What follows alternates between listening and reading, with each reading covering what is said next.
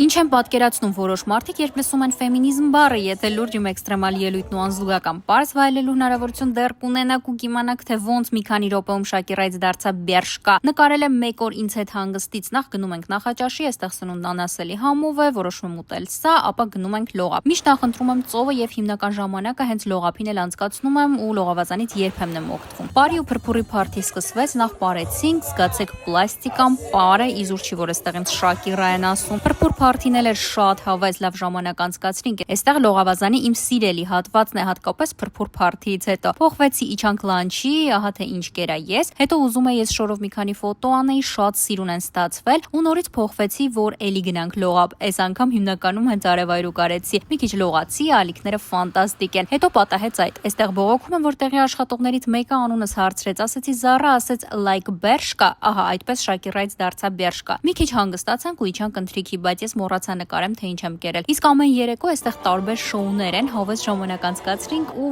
վերջ, ես գուցե փոխեմ իմ ուղին ու սկսեմ նոր կարիերա, ասեք, որ լավ է ստացվում։ Մերսի շատ։ Ձեր Զարա Բագիրա։ Սովորաբար հենց այս նույն ռիթմն է ամեն օր, դա ինձ դուր է գալիս։